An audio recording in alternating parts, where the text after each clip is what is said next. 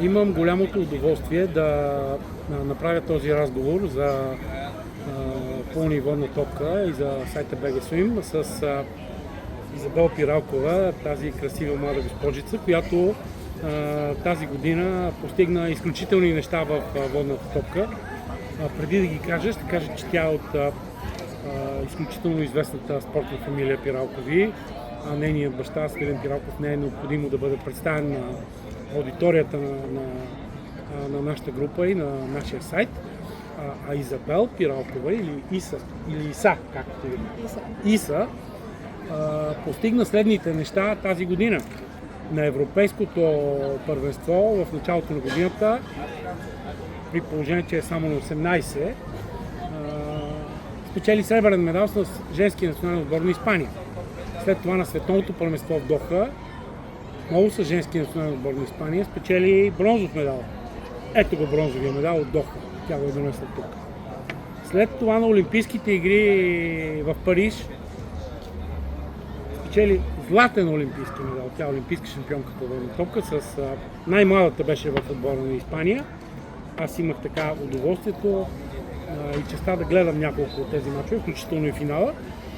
И сега, буквално преди 10 дни, с девически отбор на Испания до 19 години, също стана европейска шампионка и беше обявена за най-полезен състезател на това първенство в Загреб. Така че, добре дошла, много се радвам, че се виждаме тук в Бургас по време на европейското първенство за 19 годишни младежи.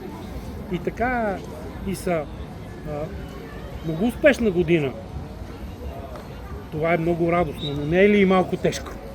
Да, малко тежко. Беше една година пълна със състезание.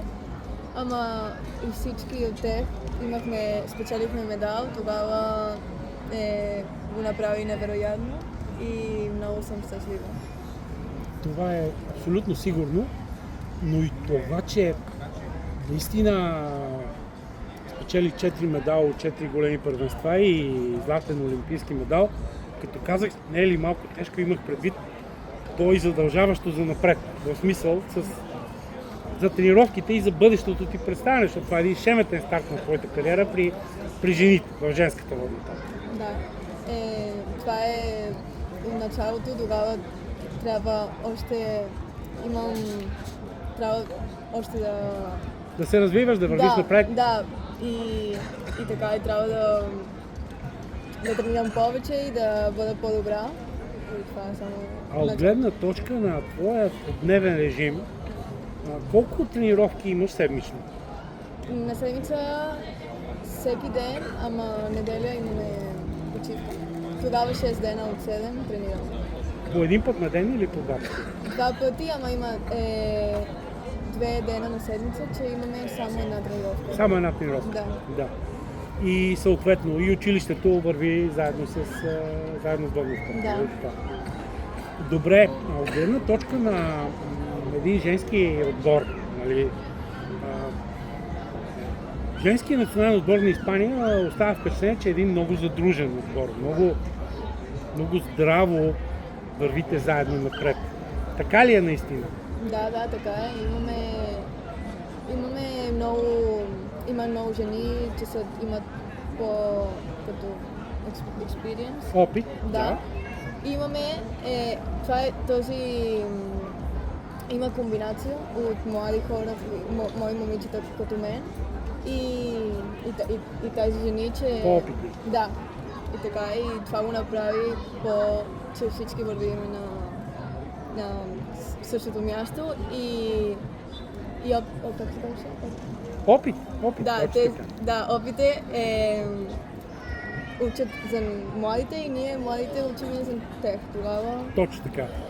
А вкъщи говорите ли се и за водна топка? Защото и брат ти е Свилен Вили и той е ватерполист, той е шампион с Барселона или с Барселонета стана шампион? Барселона. С Барселона. Говорите ли си вкъщи за водна топка или малко повече идва цял ден с водна топка и баща ти, и ти, и брат ти?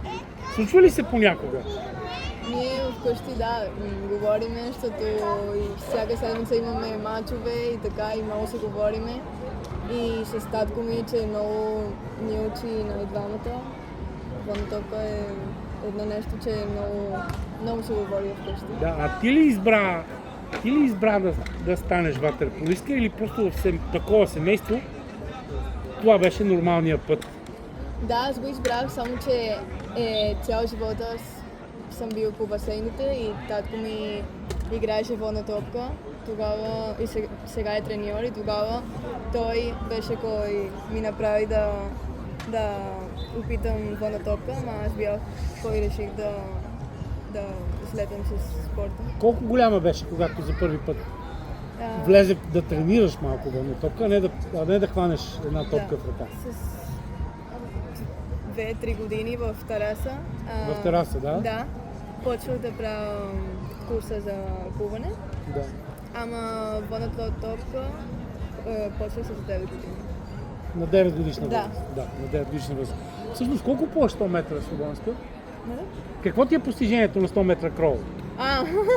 И ми има, не знам, може един ден да съм по-добра, ама горе-долу една минута Около една 7, минута. не, една минута 6, 7. Една и 6. Да, най-добрата е една минута 5, ама не всеки ден е така. Да, най-доброто е да Да, има моменти. Да. Добре, а като станахте олимпийски шампионки, какво ви каза треньора? Какви му бяха думите след като... Какво ви каза? Дали пред басейна, дали в съвлеканата? Какво беше това, което той ви каза? Помниш ли нещо конкретно от това?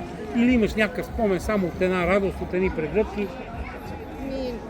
Той нищо не каза, нищо като такова, ама помням се, че с всички много се прегръщахме с той и така и беше бяхме всички много щастливи и не каза нищо с думи, ама така се гледаше. Че... Беше Да. ясно, че е така. А баща ти какво ти каза? Помниш ли какво ти каза? Да, че много се гордееше, нали? И че беше много щастлив. И няма как да не е щастлив. Няма как да не е щастлив, след като дъщеря му, Пиралкова, е олимпийска шампионка. В този ред на мисли, това може би ще е и последния въпрос на нашия разговор. Какво би казала на едно дете, без значение дали е момче или момиче, което сега започва да тренира водна топка? Какво би го посъветвала или какво би му казала вече от позицията и на олимпийски шампион?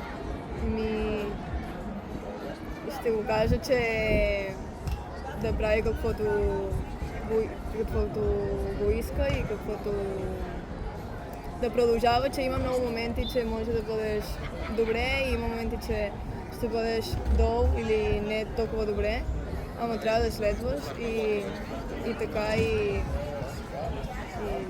И нещо като формула, найде да не е формула, рецепта, категорично треньора трябва да се слуша, категорично трябва да има дисциплина.